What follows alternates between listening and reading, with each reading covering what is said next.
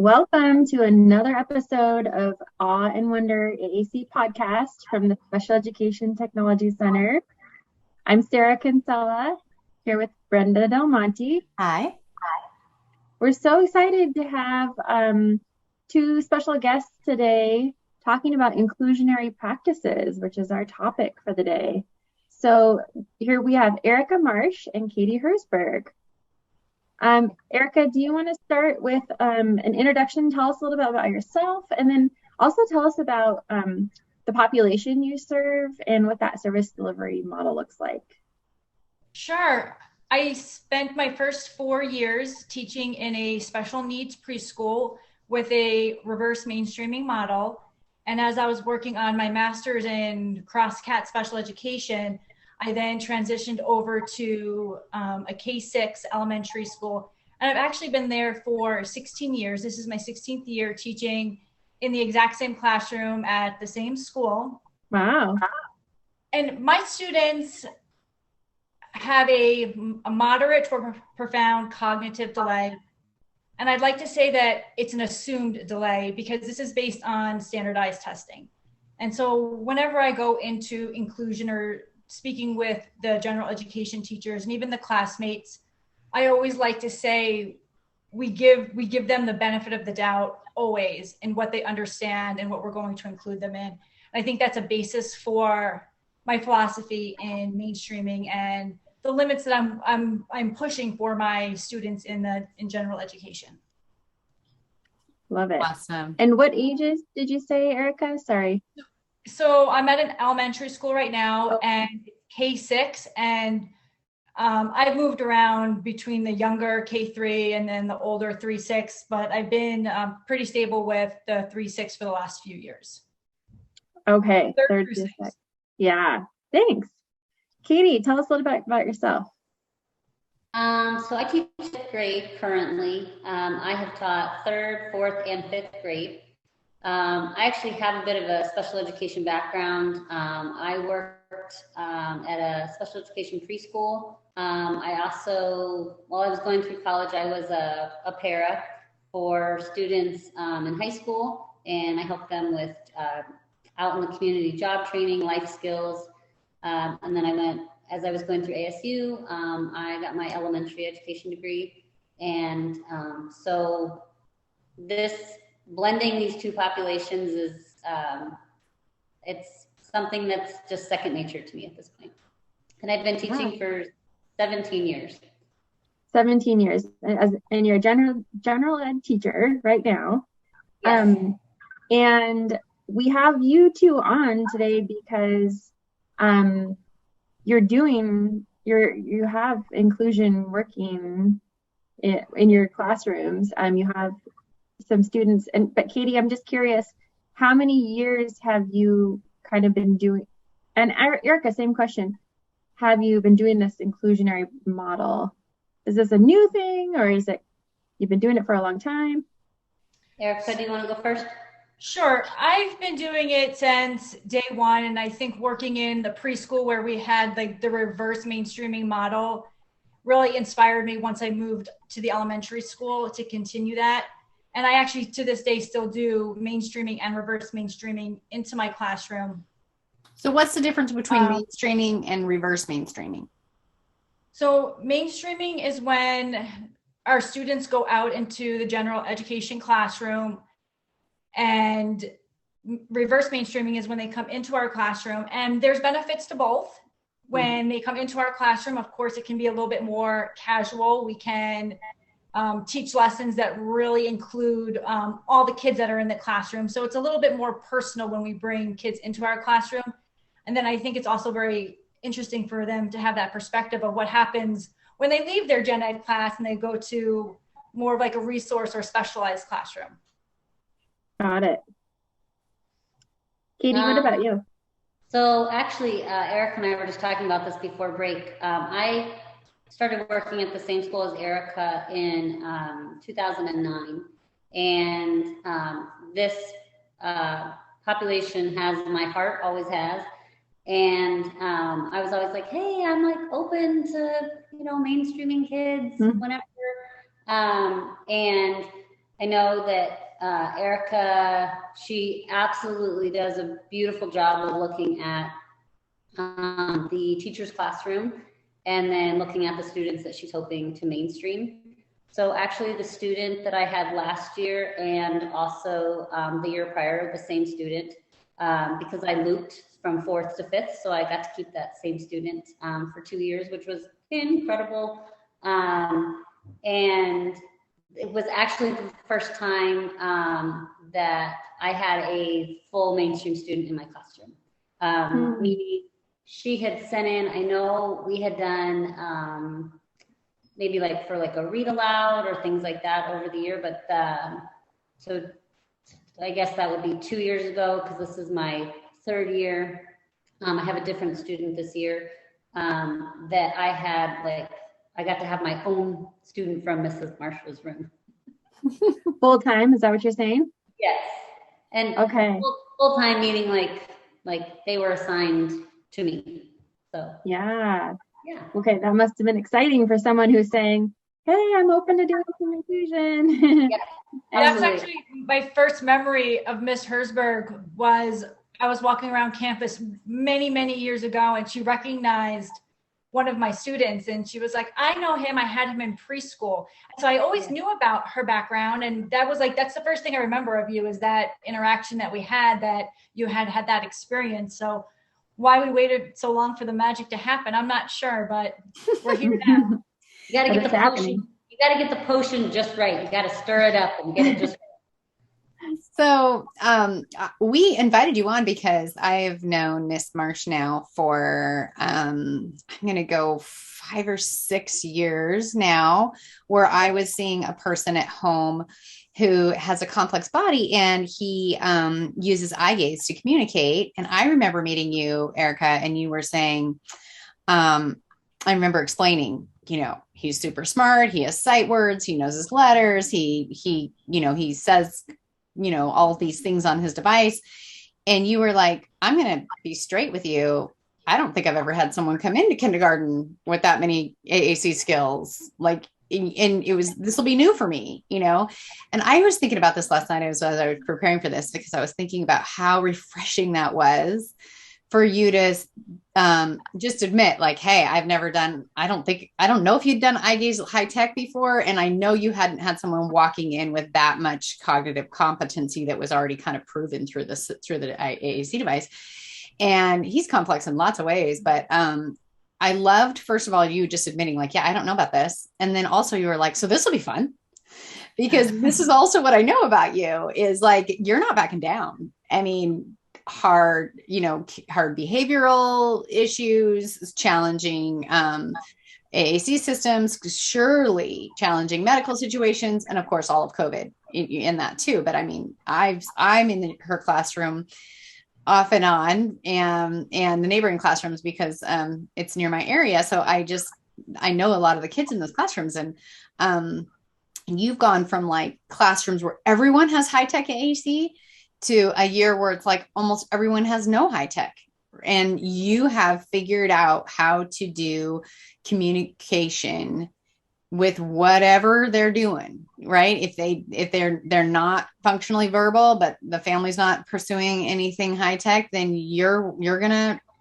be like, okay, we haven't done that before, but I'm up for it, because that's just kind of how you are. Brenda, you just mentioned COVID and not backing down. And I want to point this out, that was the first year that Katie started with one of my students that I was mainstreaming. And we weren't backing down. We were not able to put our students into other classrooms because of regulations. And so they weren't mixing any classrooms. Did I freeze? Yeah, but we can hear you fine. Yeah. Okay. So we weren't at that time able to mix students in any classrooms. There was no crossover. And we just didn't back down, like you just said. And every single one of my students mainstreamed virtually. That means the gen ed teacher on their end had to share their Google Classroom with me. We coordinated times, and we got the kids virtually into their classrooms. And Katie, that's a tough way to get started with mainstreaming. And she, for the student that she had for the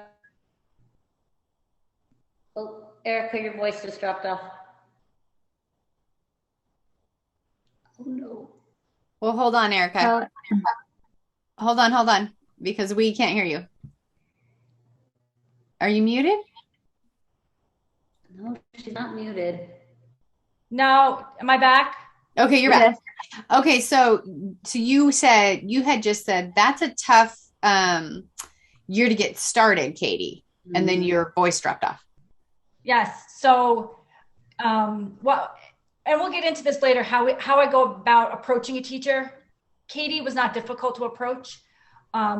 There's definitely skill now that I've acquired and mistakes that I've made to get to this point. But when we were doing that virtual mainstreaming, Katie made sure that the student had a copy of the book, that he had the communication cards he needed, that he was following along. And she would ask him questions, and he would even answer questions using his eye gaze device, and the class could hear it. So his device and him were projected up on the big screen. And so like the whole class could see what he was doing at the same time. And I love that. We were able to start bringing the kids into the classroom. So that was, so your kids, some of the kids were in class and he was home. Is that what I'm understanding? No, all the students they were in my classroom, but we weren't allowed to mix groups of kids. So my kids couldn't go into the gen ed classroom. Okay, so he was in your class doing this. So projected we were into like Katie's. a couple of rooms away. We were a few doors away, and we were having to do this virtual. Oh my goodness! Inclusion by any means possible. Yes, amazing. Well, let's back up around that though, because I want to know what are the tricks of the trade to get a teacher involved. I know that there's no arm twisting with Katie, but what have you learned? So what I've learned, and it's embarrassing at the beginning, I would go to a teacher and like, okay, I'm so sorry. I have this kid, I have to put him in your room. It's not going to be a lot of work. I just need to get them in there for a special and for maybe a calendar. And of course the response really mimicked or mirrored how I was approaching it. They got the job done. They got to go to a special. They got to show up and be a guest and then come back. And then as time progressed, I started to change my mindset on when I approached the teacher. I would even have a cheat sheet already made with their picture, a little bit about them, how they communicate, what their abilities or limitations are, and even what their goals are. And just a couple of words about it so that if they wanted to incorporate some goals in the classroom, they could. And so then I started approaching it more as, I have this great opportunity. I have a student who's really going to be the perfect fit for your classroom. And if it's a new teacher that has never done this, I will recognize that. And I would say, to get started, all you're going to do is welcome them in. I'm going to do a meet and greet. It is just as informative for the teacher as it is for the students in the class. And I will always tell the class, like, I am this student's voice. I ask them ahead of time, what can I share? Or I ask the parents, what can I share? And so I'm speaking on behalf of them, and I'm going to do my best to answer questions based on how well I know them and how they would want to share information with you. And the kids' hands are up over and over with questions. The teacher has questions. And right there, that breaks the ice. There's no mystery to it. They are able to ask their questions. And I mean, I've had really personal questions that I can't answer. I'm like, well, your parent wouldn't share with the class, like how you go to the bathroom. Or the question, and they're innocent questions. They're all good questions. Yeah. But like, how do the kids move? How do you lift them and stuff like that? And then I start off with saying they need their own desk. I want to create this image so that it becomes very real, that they're not a guest, that they are a part of your class. This is a huge success for this year. Every single one of my students starts out when the bell rings with homeroom. And I feel like that just is such a powerful message that they are a part of that class. And then some of them are able to go back during the day and then conclude the day. And so, yes, they leave for resource, but they're part of that class just as much as they are a part of my class. But other kids, I mean, think about it, Erica, like other kids leave for resource throughout our day too. Like, the gen ed students that are receiving services. I don't know if you're going to include this, but you did an amazing program a couple years ago where you literally took your group of kids and you traveled from classroom to classroom to classroom, and you let us know about all of the assistive devices. And I still am flabbergasted at that awesome scissor cutter thing that dad created for you with the button. Coolest thing ever. But that really spoke to the students, and I think even the teachers that were resistant, like that you went out and did that. So I hope I didn't just steal your thunder. You know what? I'm not sure if I even would have thought to mention that. That was on an even bigger scale, because I wasn't just targeting the classrooms that my students went into. Yep. We were like successfully moving our way through every single grade level. So even if that particular classroom in that grade didn't have the great opportunity of having a student mainstreaming with them, they all had some sort of exposure. And my students, we had rolling carts. Eventually we started bringing kids into our classroom because it made it like a little bit easier. But like we were so on wheels, and my students, and Cam, the student that Katie had, he would always be the one to break the ice. He had his eye gaze device, and he would just go right to it. He'd say his name. I use my device to communicate my favorite actor is, and then he would like show off one of his eye gaze games. And I would draw connections throughout it. Like I would say like, who likes to play video games? And then we'd get him on his video game page, and he was like showing them how he did it with his eyes. But you showed all kinds of things. You were showing single message buttons, step-by-step, switch adapted toys. I mean, it was basically a little lesson on assistive technology. Wow. Yeah. Brenda, were you there for one of those? I was definitely some of those kids' therapists, and I remember having at one point showed you some of those things. So you know, so there was a lot of pieces about that I loved, and I forgot to now remind me. Did you do a training per grade level or per classroom? So at first it was per classroom, and then we started doing 2 classrooms at a time. That's when we started inviting them into my room because we could fit 2 in there at once. But at first, like, we were traveling from classroom to classroom, and I mean, it gained some recognition throughout the district, and we were just doing this on our own. Like no one had instructed us to do this.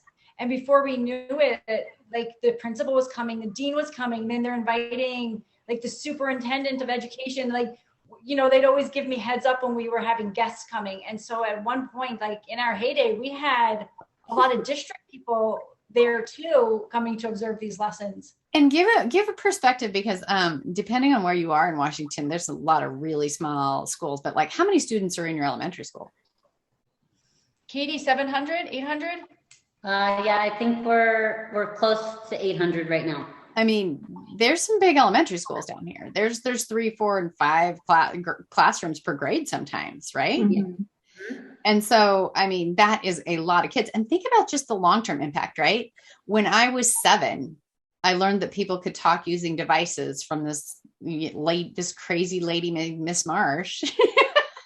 Even if they didn't have the benefit of an experiencing inclusion, the rest of the elementary, this is not the first time that they were given the opportunity to view a person doesn't physically look like them or isn't able to communicate verbally right off the bat in a different way. And I loved everything about that. Well, I love that. The recognizability of student to student. You know, as the teachers would walk their students across campus, they now knew these students. Like whether you had one of these students mainstreamed in your room or not, you now knew, like, you know, we would wave and talk to and like pause on the sidewalk as they were traveling to, you know, their adaptive PE classes or wherever they might be going. And the kids now knew Miss Marsh's kids. Yeah. Katie, that's exactly what I was thinking about, is that student to student piece and that whole just like me factor, right? Oh, you like video games. I like video games. this is, we've got a lot in common. And Absolutely. yeah. So tell us how you incorporated challenging things, Katie, physically challenging things in your classroom where most people are using some fine motor skills with their hands to do an activity. What are things you did to adapt the curriculum to include your first boy that you had for 4th and 5th grade? And then I have to have you talk about science camp. Okay. Oh, science camp. Well, that was the best thing ever. That was such a success. Okay, so you asked me about the physical ways that we adapted. So, as Erica mentioned, we started during COVID, and we were that student was joining us for our literature studies. So, and that student was listening and seeing my students. So we have a dock camera, and so during that time when we couldn't be in the same room, I would take that camera, stand it straight up, and point it towards my class. And my students would be like, "No, it was on that group last time, yesterday. Like, no, he didn't get to see us." And they're all seeing him on this giant screen, which was amazing for them. But they all wanted to be in. They all wanted him to be seeing them. And so that's how it started. I would, as I knew what I was going to be reading that day, I would be coming up with questions that I could ask him, obviously, like through our video chat, just like we're doing now. And the hard part about that for me was without his assistive board. And I'm sorry if I don't, is that not the right term? Yeah. His assistive board, I felt like I was kind of limited a little bit to more yes or no type questions. That was really, even though we were not even in the same room, the connection, in the book we were reading, this particular student that I was mainstreaming has, first of all, like the funniest sense of humor. And like every boy his age, any sort of like potty jokes or I don't know if I can say this on here, but like anything like with farting or whatever, like he would just laugh and laugh and laugh.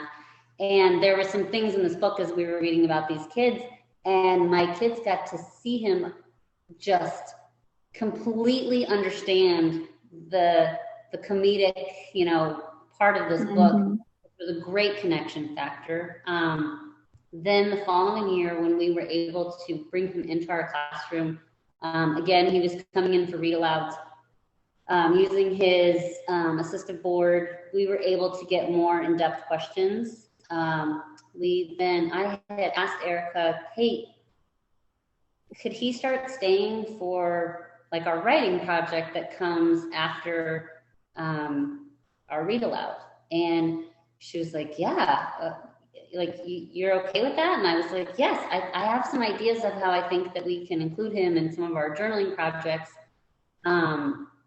And so we would, I paired him up with different students, but I definitely had a core group of students that were very patient, very inclusive, and they would read his board for him. Like they would ask him questions, and then he would use his board. And we did we call it the first one he did with us was called our Fall Eyes, and it's a poem that has like you write about the subject, color, and where that object is found, and it's a 5-line poem. And then you design these eyeglasses that are sunglasses that are reflecting what you've just written in your poem. And so we got him to do all of the poem using his board and finding the words. And then I literally just wrote out everything that he was communicating to me so that he would have it. And then we used his board, and this was a great education for my students to see how he flipped from his all the different categories that he has to pull all of these great words. And then I reached out to Erica, and she was able to help me.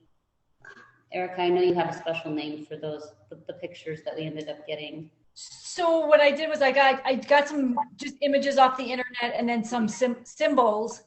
And I think I printed out, like, let's say it was like green monster. I would print out 2 different ones.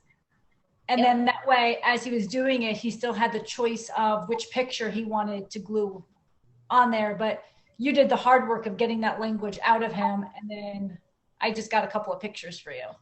Well, and it was such an important thing for my students to be able to see all the things that were going on in the student's mind, that as we were going through this writing project, and the same questions that I'm asking to everybody in the class, and that he's able to, communicate that, even though it is different than the way that they would communicate those words to me. Yeah. And so how did science camp come about?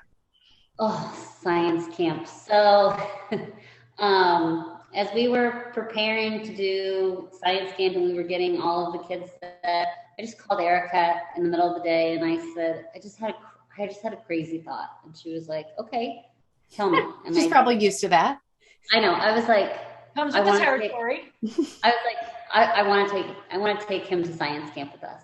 And she was like, okay, I need more information. And I said, okay, I have the list of all the activities that we're going to be doing. And Katie, science camp isn't in Phoenix.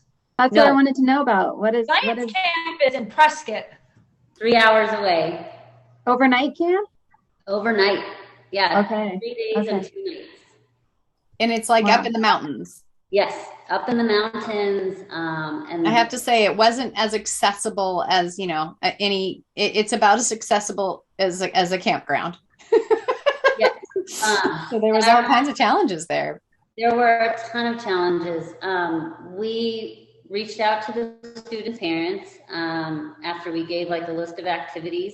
Erica and I worked together because they didn't feel like they would maybe be able to have him spend the night for both nights.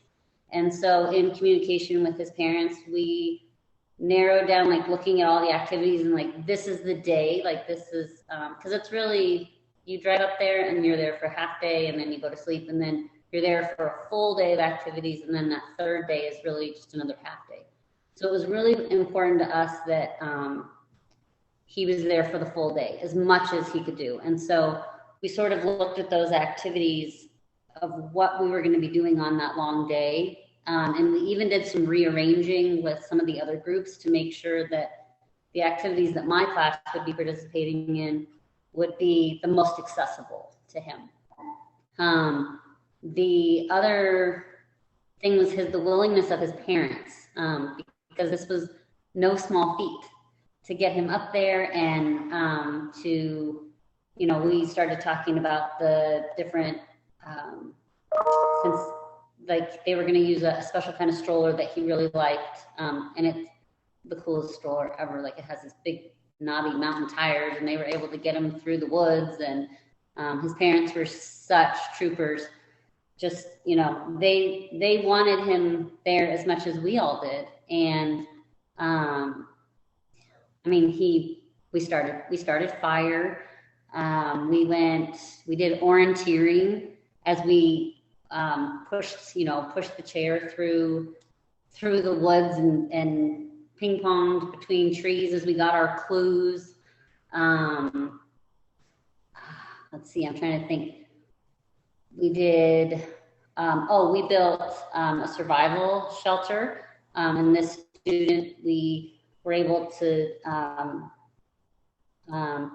have him hold materials as we wheeled him over to where we were building this, and so that he was a part of that.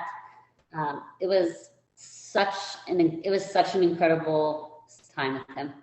It really was so amazing. And I mean, like I know the family at the home, and there was such anticipation around it, and everything about that was just electrifying. And I have to say, what I do know is that when his birthday rolled around in March, I think it is, yes, he only had typical kids at his birthday party. He Correct. invited lots of people. He invited He lots of did. people, but He did. only the kids from his typical peers actually came. And Yes, we all. he was one of those kids back in the day when he was little. He would talk about birthday parties and wanting to be invited to a birthday party and wanting to go to a birthday party, and then he does not he doesn't really eat by mouth much. So, it was like, oh, there's an assumption maybe that these kids couldn't do whatever's happening at the party, or that they or that he can't eat cake, or like, I don't know, he's going to feel left out if he comes. But I mean, that group of general ed students were so close to him, and they were showing up for his birthday party. And it was so, so special. And I know it has to do with the time that you guys took in building those relationships. Well, But kids is they're in sixth grade now, and they are still so close to him, and he's lucky to have a few of those kids in his class right now, and a few that are separated. It happens over the years. They're in different classrooms, but I know they'll never forget that bond that they have with him. Yeah, that's so sweet. And so I know you have some extra challenging pieces with the student you're including now. And Erica, I'd love to tell you what was in the paper. I'd love for you to explain. You just got this kiddo this year, right? No. Oh, you've had him. So I actually got him in my class the same year that Miss Herzberg's student started virtually. And the student that we're discussing now had never been in a general education environment ever, other than maybe the cafeteria. And it's because he has some pretty significant neurological deficits, and not a malicious child, but a child that has impulse control issues. And when I gesture like a tornado on the go, that's how he was. And he's ambulatory. He walks. Yes, he does. He goes very fast. He runs. And so everywhere. That virtual mainstreaming was really difficult for a lot of kids. For him, it was the greatest blessing, because I kept him in my classroom. I had him in a chair next to me. I had a table full of toys, and that's how we started. I was able to get him to sit for 10 minutes virtually, and I always had the camera on his face so that the class never saw the table full of toys that we had. They fell in love with the child that year, as did the teacher. And every time we came on, the teacher would say to her class, say hello to Mrs. Marsh and our friend. And from that moment on, those kids were so attached to him. And the following year, I brought him out to recess. So he went out to recess with them every day. And that's perfect for him, because he is on the go. He loves recess. But then the challenge came with, how do we get him into a classroom? We had tried in the afternoon, and it was a complete disaster. I said, he's not ready. And I actually had an academic coach pushing me, let's try it one other way. And so then I talked to that teacher again, and we did it first thing in the morning when the bell rang. We use a picture card. He grabs his picture card of the teacher. He went to the classroom, he put it on his desk. He had a whole communication system set up on his desk, and we got him to sit for 7 minutes. So he did the flag salute with an AC device. He stayed for attendance, the bully pledge, anti-bully pledge. And then when the class lined up for their specials, that was his cue that he could get up and go back to the classroom with me or with the aide. And we kept that going for the remainder of the year. And so I've had him for 2.5 years now. And we've been working to reprogram the brain, and he's proven to me that it's possible. You can retrain a brain if you put the effort into it, the commitment into it.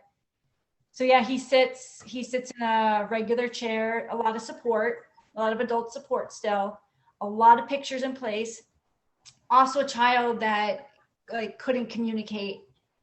And this was even with some therapists who said, we tried pictures for years and he can't communicate. I think I'm frozen again. No, you're not. You're good. No, but I do want to say to our listeners, you said couldn't communicate in quotes. Okay, For those who air are quoting. Yes, listening. they were Yeah. like, we tried more and all done, or yes and no. For years, we tried food and drink for years. Like there's no communication.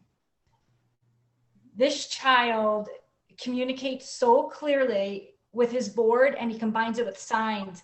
And so he'll point to his water and we'll say, not time for water yet. And then he'll say more. He'll go, muh, muh, water. He points to his water picture, and then he signs, please.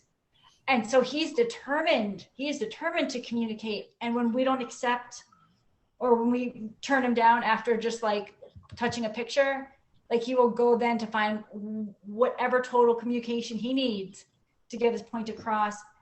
And Brenda, you would come in. I think you took a few pictures, but I made him a communication binder based on a communication device.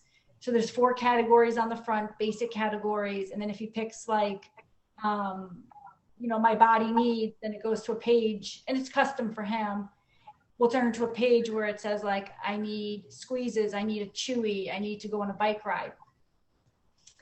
And so, yeah, so this is the student that probably a lot of people didn't believe in his abilities because his impulse control just took over. That's all you could see was his inability to control impulses and sit and learn.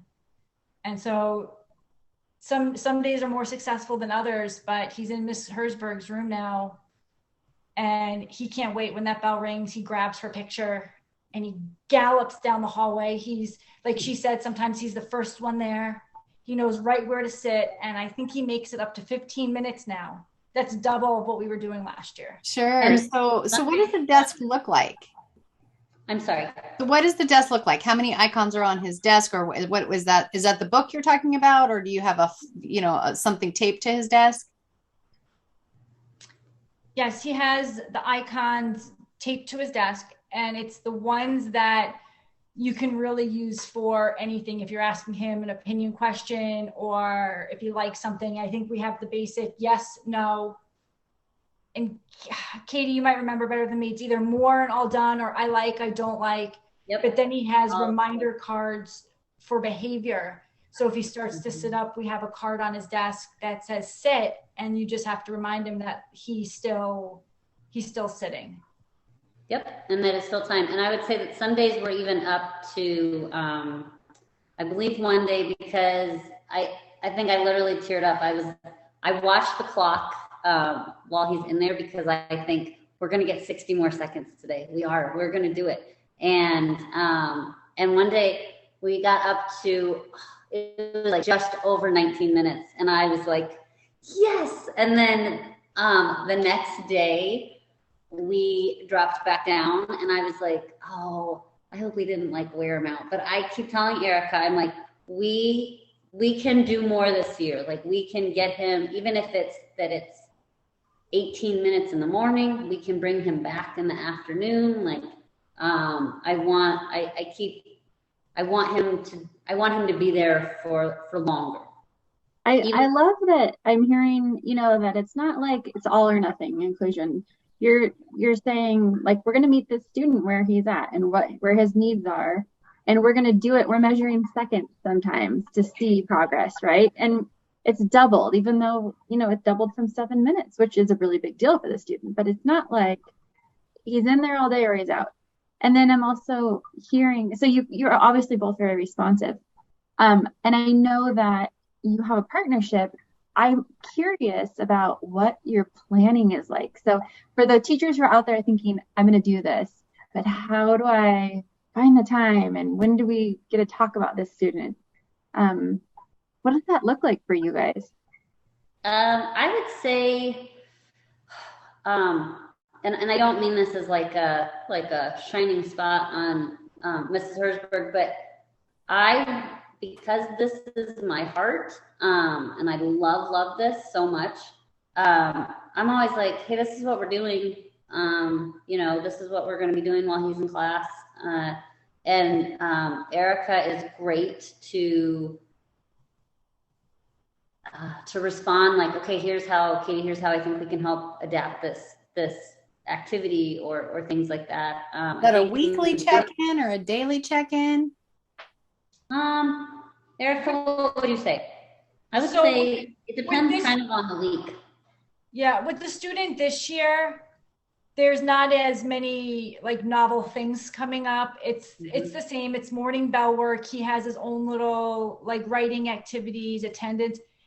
And so it's really not the most engaging time. I occasionally will still get to go with him, and I can see that he has his own little routine with Miss Herzberg in the classroom.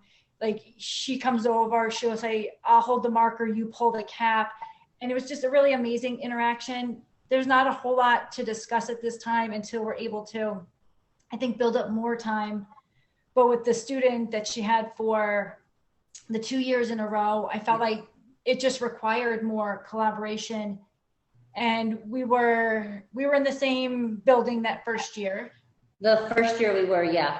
And so I would say we had daily check-ins, and it was more casual. Or I'd catch her in the courtyard and she'd say, "We're doing a science experiment," or "You're doing a gorilla, the Ivan story journal." And I would say, "Okay, I'll get you some pictures so that he can complete the journal also." I would say on average, it's probably like a weekly check-in. I have 3 6th graders this year. And so I'm working closely with 6th grade. And the other day we were supposed to sit with our teams at a meeting, and I kind of joked, I'm like, "Should I go sit with 6th grade? Like that's what I spend the most time with, it feels like." And really I wear all those hats. Like 6th grade always makes me a t-shirt at the end of the year for like the end of the year clap out and everything. And so I really do get to play the role of a lot of teachers, a lot of grade level teachers. But in 6th grade, there are more things that are coming up. They're doing like a college presentation about like people's experiences in college. And that's also on my notes to mention, like the teacher might approach me and say like, "I don't know if this would interest them or not." And most of the time I say, "Well, let's go for it. Let's try it. Thank you for even giving them enough credit to think that it's something you should even offer." And side note, the student that Katie had for 2 years, his mom said something to me that impacted me and changed how I look at things. Because I, at first, I knew there was a substitute that day, like I might keep a student back. And she said, like, "I want him to experience everything, even if it's crazy and like the sub is yelling at everyone and things are falling apart." And she's like, "I want him to experience it." And that changed things for me. Like sometimes I know my mainstreaming teachers don't put in their sub notes at this time the student's coming in, and the teacher looks quite shocked when my students walk in. But I'm like, that's so cool that they got to be a part of it and like experience it that way. But your original question is collaboration. I would say collaboration is weekly, and it's not in depth. Like once you get the hang of the student and how to ask the questions and it becomes very natural, I think, to accommodate just going through the lessons. Did either of those students have a paraeducator in that gen ed class with them?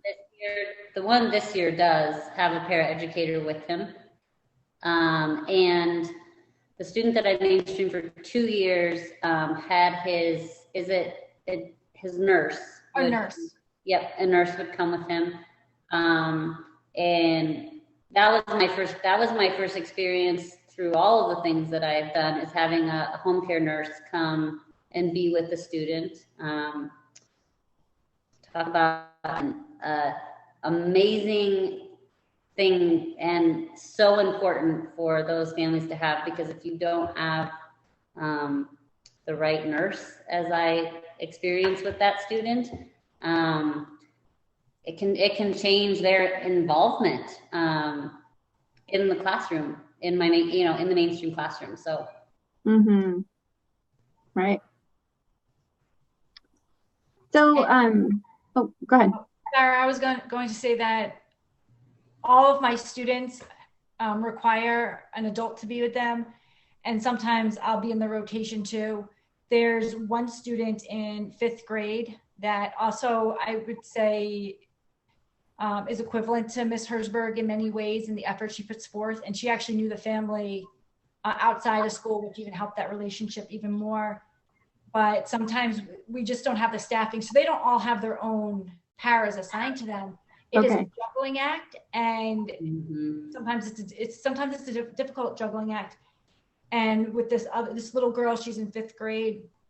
Sometimes the only way to get her to 5th grade is to see if the gen ed teacher will supervise her and then walk her back afterwards. And same thing for getting her to library class, is having the librarian supervise her and then walk her back, handheld walking. It's not a student that is independent by any means. And that's progress. That's progress in the relationships we're making on our campus. When you get to that point where the general education teacher wants them in that class and to be a part of it so badly, they will make arrangements to get the student there, keep them there, and then even safely get them back. So they all require some sort of adult support. Right. But it sounds like when you have the student in the classroom, they're not doing something different in the back with that adult when everybody else is doing an activity. You're saying that student is right there at their desk doing part of the group, even though there is an adult for what they need to be there for. But that's correct. Absolutely. I think that's I don't know that it would be inclusion without that. Right. Even though the student that I'm mainstreaming this year, when my students come in, they have, my gen ed students, they have like a math warm up on their desk. Obviously, the student I'm mainstreaming this year does not have a math warm up on his desk, but he has an assignment on his desk, and he's sitting there. And I'm not one of those teachers that like requires everybody to be like super quiet. And so I encourage a lot of like group talking, and so they're asking him questions when he's coming in, and he's just one of the gang. And even my students, I have to go back to like us watching the clock, because sometimes when the student will, get up and we'll be like, sit down, like, let's stay. Like my kids now at that group will start pointing to his, to his communication cards, like, no, it's not, like, because they all know I'm like, okay, guys, our goal is this many minutes. And so they know that we want him there longer and longer. And so they will try to help out. And some days that's successful. And some days it's not. Like some days he doesn't make it his full time. One of the things that people say about inclusion is that everyone benefits. Absolutely. So what are some ways that your general ed students have benefited from having some of these complex bodies in your classroom that maybe adults would say are disruptive, or maybe, people would say, well, why aren't they just going to specials with you? Right. Because do we need to interrupt academic time? Or I don't know what the naysayers are all saying now, but I know that people doing inclusion well often say that everyone benefits. And I want to know, how have your general ed students benefited from inclusion? Okay, I'll let Katie talk about that, and then maybe I can comment on how I've seen it benefiting some of the teachers.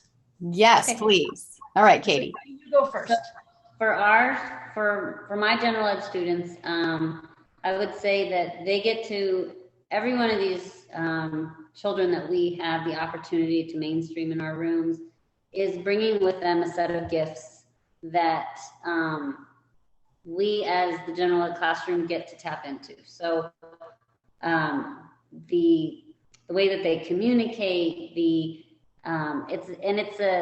are a gift to my students as well, that they get to see the different ways that they communicate. I think it teaches my students empathy.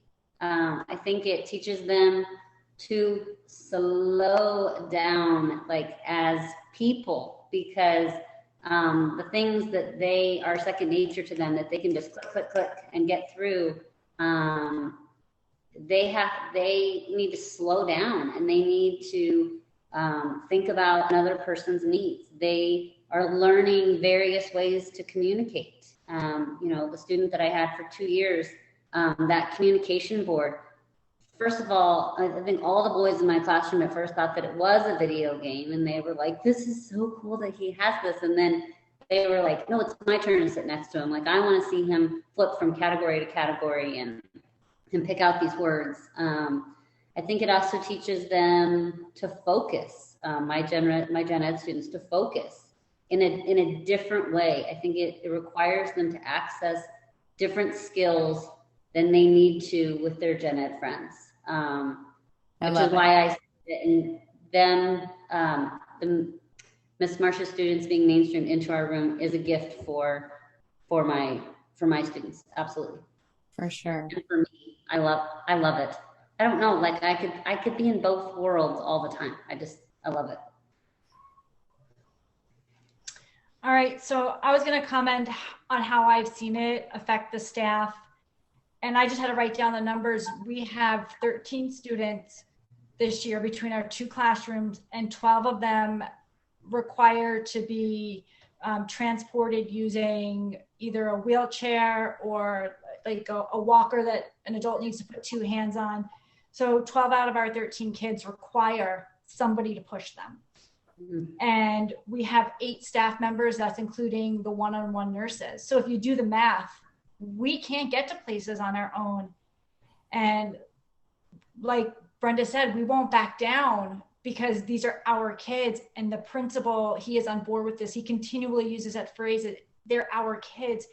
And so we have a schedule where somebody from the office, somebody from the computer lab, like whatever teachers are available are built into the schedule. And we successfully get to and from things on campus because we're never going to miss out just because we don't have enough hands. And occasionally I'll be doing kind of a little bit of like a handheld and a pushing for safely with a walker. And things will fall apart right there in the middle of the campus on the sidewalk. One will drop, one is like going off. I have never been abandoned. There are gen ed teachers who just know that these are our kids, and they come running over, which one do you want me to take? There is no fear. Whereas I feel like even years and years ago, before we got this real inclusive environment on campus, like somebody would look from a distance and see a student at like a flight risk running off, and they would just stand back. They didn't know what to do. And I've seen a change just in teachers' attitudes with helping out and becoming involved.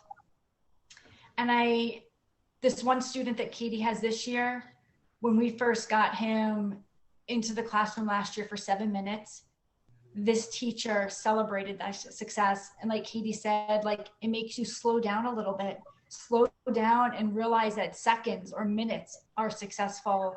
And seeing that in all groups of students, all populations of students, sometimes you need to celebrate those little successes. And then the student that Katie had for the 2 years, the one that Brenda's most familiar with, his mom has seen quite a few teachers over the years with mainstreaming. And we've had ones that just didn't really work. And part of that was me still learning. And then some of the environments he's thrived in. And his mom, she said she picks her battles, like the hill she's going to die on what's most important and what's not. And so there was one teacher one year who didn't quite get it at the same level that Katie gets it. And she said, you know what, this teacher, she still has a lot to learn from her childhood. And this made a big difference to me because I was so afraid that this parent was going to be upset that the teacher didn't exactly say the right words and the right phrases and sound just like Katie, because nobody can sound just like Katie. She wasn't upset at all. She just said, this teacher, what a gift. This teacher still has a lot to learn from her son. And I think that's the joy and the success for the gen ed teachers, to see them be able to play a role in all of that. And Brenda, you probably know the scenario. I definitely do. I can barely even not say anything, but I won't. But I mean, first of all, that mom's background is teaching. So I do think that there's some empathy there for all teachers. And she is very much like I just like his typical brother, I want him to come home and be pissed that the substitute teacher messed up his day, like everyone else, right? And just like her typical son, if he had a teacher that he didn't like, that mom was not advocating to move her typical son out of that classroom. So she was not going to model that in any other way for her other son or other children, I should say. So, there's such equity there and I think I learned from her too, lots of times where it's just like, no, having the perfect situation isn't life. So that is not the goal of inclusion is perfection. The goal of inclusion is kind of like, despite the messy, we do it. Right. And we do it for 7 minutes, if that's what it's going to do. And then they have those general ed experiences. We don't even know how much our kids learn from all the things that go wrong. So it goes wrong. And I mean, and like you said, the teachers grow, right? The teachers grow. So we are asking everyone, this is last question. We are asking everyone who's on here because Sarah and I have done webinars for years and years and years. And we decided that people are probably tired of our perspective. They know ours.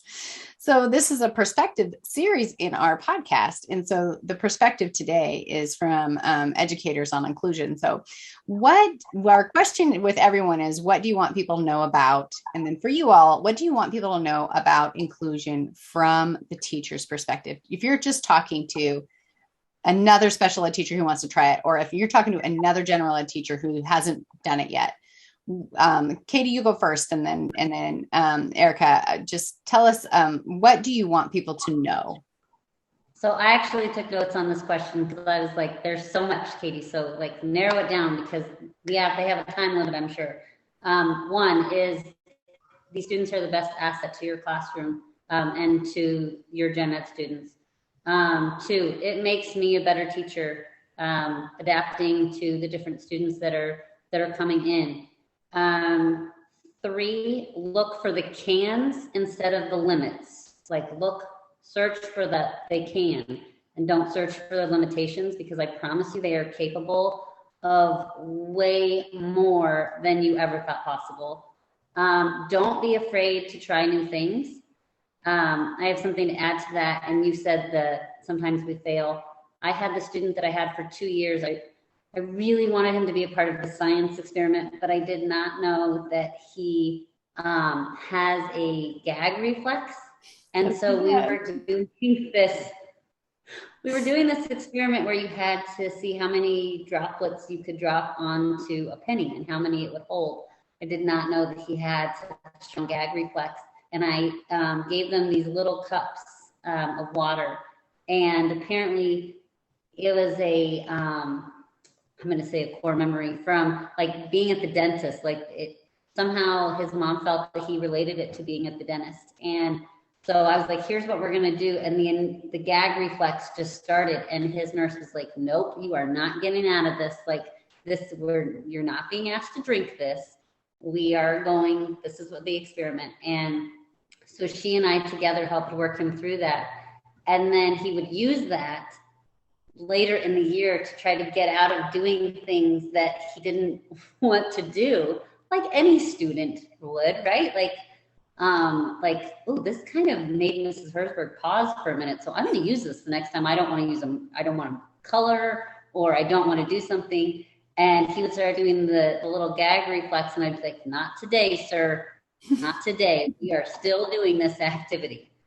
And then basically, like, don't be afraid to say no. I mean, they're not in there for you to just be like, oh yes, you can do whatever you want.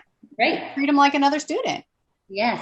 And the last thing is model for your gen ed students how they are always going to work off of your reaction. Mm-hmm. So if you're worried of how or you're hesitant with a student who's being mainstreamed in your room, your gen ed students are going to be hesitant as well. And so you need to jump in and know that you're going to make mistakes. And it's okay, because you need to learn from them. Sure. I love those. Katie, that is great. Yeah. All right, thank you so Erica. much. All right, Katie, that was amazing. I think that summarizes it. I have a few more things from my perspective. At the beginning of the year, we get our special schedule and the list of teachers per grade. It doesn't change a whole lot which teachers teach which grade. And so I start with that. And it is a tremendous amount of work figuring out where I can send kids for specials, how I can get them in the classroom, how I can get the paras there, the support that they need. If you do it right from the very beginning and you have those kids start on day one, it makes it so much easier in the end. Don't put it off. Don't wait until I'm going to wait until second quarter when things are settled. If you put the work into it initially, that's the hardest part. And then you make little changes as you go. And I always like to answer questions that the teachers have and like the students have right at the beginning. And I leave that line of communication open. It's they're always can always ask me questions. And even on campus, like if they stop me to ask me why they can't walk or what is that device, like I will always answer those questions without violating any sort of privacy. And when I do my little presentations, I call it like the meet and greet. I talk about all of the things that my students could be a part of. And I tell them like your teacher has so much going on, they're going to forget things. And so I said, you have a responsibility in this too. When your holiday party is coming up or Valentine's or an assembly, raise your hand and say to your teacher, like, do you think, this student would like to come? Make sure you invite this student or remind Mrs. Marsh that this is happening. And those students do play a role in it also. Like I give them a little bit of responsibility. And sometimes the timing doesn't work out perfectly for getting the kids in the classroom. And I at least want to finish up with this example. I have a student who appears to be severely disabled in every way, motor, vision, language, everything. And when I did the presentation, I said, we don't know exactly what she understands. We don't, and we're going to assume that she does understand it. And so the kids were like, well, do you think she can come in for science? Do you think she can come in for social studies? And in the end, I have a 20-minute gap where I have a para. And I said to the teacher, like, what are you doing during this time? She was, I'm in the middle of social science. And I said, can we try it? Can we do it? And of course she was like, let's do it. I don't care if what you're walking into, what we're in the middle of. Yes, she's coming. And so I just had her go in and leave. And the response was the kids loved it. The class loved it. She walks and they're all saying hi. And then I set her up with a head switch. And the teacher pauses and they all wait because it takes her time to process it. She can't see. She knows it there. She feels it. And I will put messages on there for her. And her accuracy now and the smile on her face is nearly perfection. She knows that her class is greeting her. No matter what mood this child is in, she comes back smiling from ear to ear. And that's another one of my really big successes because she's not the first one you would think of when it comes to like, how can I get them involved in a classroom? Wow. You are amazing, Erica. You are just amazing. You guys, this conversation was so priceless, and we are so excited to have it out there in the world, and we're so excited to hear about all what we might perceive as small, but I don't know. I mean, everything you guys said feels really big to me. So we are so appreciative of your time today, and we want to honor it. So we're going to wrap it up, but thank you for sharing how you're doing it. And if we get questions or if we get people saying, hey, I want a little bit more about that, we might figure out another way for you guys to teach a webinar or do more because I have a feeling a lot of people want to experience what you're doing. And some people just need a little more guidance around how to do that. But I love it. So thank you so much for coming on. Thank you for having me. Thank you.